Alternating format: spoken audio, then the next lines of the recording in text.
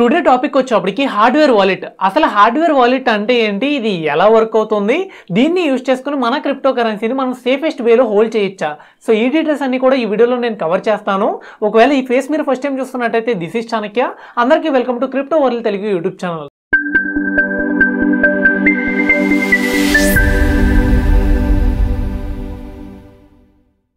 First ఈ hardware wallet ఎలా work అవుతుందో తెలియాలంటే మనకి బిట్కాయిన్ వాలెట్ ఎలా వర్క్ అవుతుందో అర్థం అవ్వాలి. సో ఈ బిట్కాయిన్ వాలెట్ ఏదైతే ఉందో ఇది ఎప్పుడూ కూడా మన క్రిప్టో కరెన్సీని హోల్డ్ చేయదు. సో కేవలం ఇది హోల్డ్ చేసేదల్లా వచ్చేప్పటికి మనం రిసీవింగ్ అడ్రస్ అండ్ దాంతోపాటు మన ప్రైవేట్ కీ అన్నమాట. సో ఇది హోల్డ్ చేసేదే మన బిట్కాయిన్ వాలెట్. సో ఈ బిట్కాయిన్ వాలెట్ అనేది మన ప్రైవేట్ కీ హోల్డ్ చేసే సాఫ్ట్వేర్ మాత్రమే. ఈ ప్రైవేట్ కీ ఎందుకు యూజ్ అవుతుందంటే మన బిట్కాయిన్స్ వచ్చేప్పటికి మనం బ్లాక్ చైన్ నుంచి యాక్సెస్ చేయడానికి ఈ కీ అయితే యూజ్ అవుతుంది. ఇంకా మీకు అర్థమయ్యే విధంగా చెప్పాలంటే మన అడ్రస్ ఏదైతే ఉందో దాన్ని వచ్చేప్పటికి మనం ఫేస్బుక్ యూజర్ నేమ్ అనుకోవచ్చు. అండ్ మన ప్రైవేట్ కీ ఏదైతే ఉందో దాన్ని వచ్చేప్పటికి మనం ఫేస్బుక్ పాస్వర్డ్ అని అయితే అనుకోవచ్చు. ఎలా అయితే మీరు యూజర్ నేమ్ పాస్వర్డ్ యూజ్ చేసి ఫేస్బుక్ లోకి లాగిన్ అవుతున్నారో అదే విధంగా మీ address and private key use చేసి మీ క్రిప్టో కరెన్సీని మీరు యాక్సెస్ అయితే చేయొచ్చు. మీ ట్రాన్సాక్షన్స్ వెరిఫై చేయొచ్చు, సైన్ ఇన్ చేయొచ్చు అండ్ ఇనిషియేట్ చేయొచ్చు. ఈ విధంగా వచ్చేప్పటికి మన crypto currency, private key and దాంతోపాటు అడ్రస్ యూజ్ చేసుకుని ఇవన్నీ కూడా మనం అయితే చేయొచ్చు. సో ఈ కీ అండ్ అడ్రస్ హోల్డ్ చేసేది మనకి బిట్కాయిన్ వాలెట్ అన్నమాట.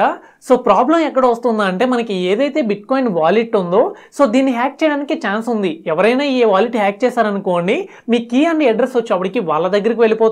వాళ్ళు మీ క్రిప్టో కరెన్సీని వచ్చేప్పటికి డైరెక్ట్లీ యాక్సెస్ చేయొచ్చు.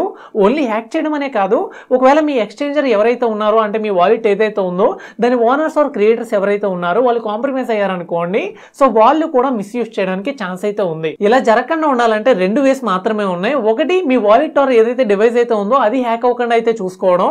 సో సేఫ్ గా ఉంచుకోవడానికి అయితే ట్రై చేయొచ్చు. కాకపోతే ఈ రోజుల్లో మన డివైస్ హ్యాక్ చేసినట్టు తెలియాలంటే మనం డబ్బులు పోయేదాకా కూడా అది హ్యాక్ అయినట్టు అయితే మనకైతే తెలియదు. సో అని హ్యాక్ చేయడం కూడా ఈ రోజుల్లో వచ్చిన డివైసెస్ ని చాలా ఈజీ అన్నమాట.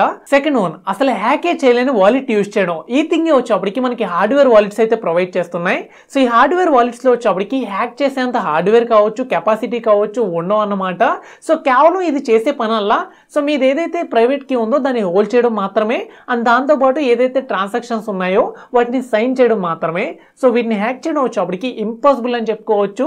సో 99% నియర్లీ ఇంపాసిబుల్ అన్నమాట. ఈ హార్డ్వేర్ వాలెట్స్ అన్ని వచ్చేప్పటికి ఏదో ఒక చిన్న యూఎస్బీ డివైస్లు అయితే ఉంటాయి అండ్ లేటెస్ట్ వస్తున్న వచ్చేప్పటికి ఎన్ఎఫ్సి సపోర్ట్ తోటి జస్ట్ డెబిట్ కార్డులు అయితే ఉంటాయి. సో ఇవి వచ్చేప్పటికి ఇంటర్నెట్ కి అయితే కనెక్ట్ అవ్వలేవు అండ్ ఎలాంటి యాప్స్ కూడా బ్యాక్గ్రౌండ్ లో అయితే రన్ చేయలేవు.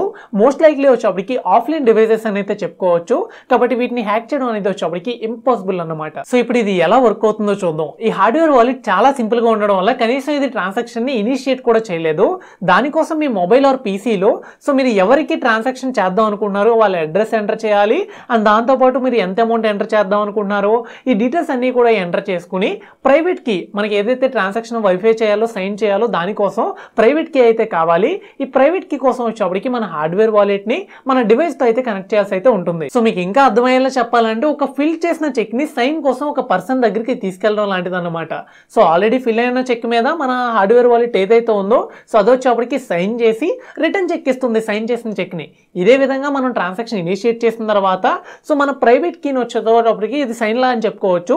ప్రైవేట్ కీతో ఈ ట్రాన్సాక్షన్ ని సైన్ చేసి సైన్ ట్రాన్సాక్షన్ వచ్చేప్పటికి మళ్ళీ వాలెట్ దగ్గరికి రిటర్న్ అయితే చేస్తుంది. ఈ పని వచ్చేప్పటికి మనకి హార్డ్వేర్ వాలెట్ అయితే చేస్తుంది. ఈ విధంగా ఇది వర్క్ అవడం కారణంగా మన ప్రైవేట్ కీ ఏదైతే ఉందో ఇది కనీసం హార్డ్వేర్ వాలెట్ వదిలి బయటికి అయితే రాదు. జస్ట్ వచ్చేప్పటికి సైన్ ట్రాన్సాక్షన్ మాత్రమే మన వాలెట్ కి అయితే వస్తుంది. దీని కారణంగా మీరు కనీసం హ్యాక్ అయిన డివైస్ కి దీన్ని కనెక్ట్ చేసినా కూడా అబ్సల్యూట్లీ మన ప్రైవేట్ కీ లీక్ అవడానికి ఛాన్స్ అయితే లేదు. సేఫెస్ట్ వే అని చెప్పి అందుకే అయితే చెప్తారు. సో మెనీ కంపెనీస్ ఈ హార్డ్వేర్ వాలెట్స్ ని సెల్ అయితే చేస్తున్నాయి. వీటిలో వచ్చేప్పటికి బెస్ట్ లేటెస్ట్ కార్డ్ సెలెక్ట్ చేసి అంటే హార్డ్వేర్ వాలెట్ సెలెక్ట్ చేసి దీన్ని వచ్చేప్పటికి మనం నెక్స్ట్ వీడియోలో అన్బాక్స్ చేసి సెటప్ ప్రాసెస్ కూడా చూపిస్తాను. సో మిస్ అవ్వకుండా ఉండాలంటే ఖచ్చితంగా సబ్స్క్రైబ్ అయితే చేసుకోండి. ఓవరాల్ గా ఇది వచ్చేప్పటికి హార్డ్వేర్ వాలెట్స్ యొక్క ఫుల్ డీటెయిల్స్ అన్నమాట. సో ఇది ఎలా వర్క్ అవుతుంది, దీని ద్వారా ఏం చేయొచ్చు అన్నది మీకు అర్థమైంది కాబట్టి సో వీడియో మీ అందరికీ నచ్చింది అనుకుంటున్నాను. ఒకవేళ మీకు ఇంకా ఏదైనా డౌట్స్ ఉంటే కామెంట్ సెక్షన్ లో నన్ను అడగండి అండ్ ఇంకా ఏదైనా టాపిక్ల గురించి వీడియో కావాలనుకున్నా మీరు నాకు కామెంట్ సెక్షన్ లో అయితే అడగవచ్చు. సో ఓవరాల్ గా వీడియోకి అయితే ఇంతే. నెక్స్ట్ వీడియోలో మీ స్టాప్ తో మీ ముందుకైతే వస్తాను. అప్పటి వరకు వేచి అయితే ఉండండి. Thank you for the watching.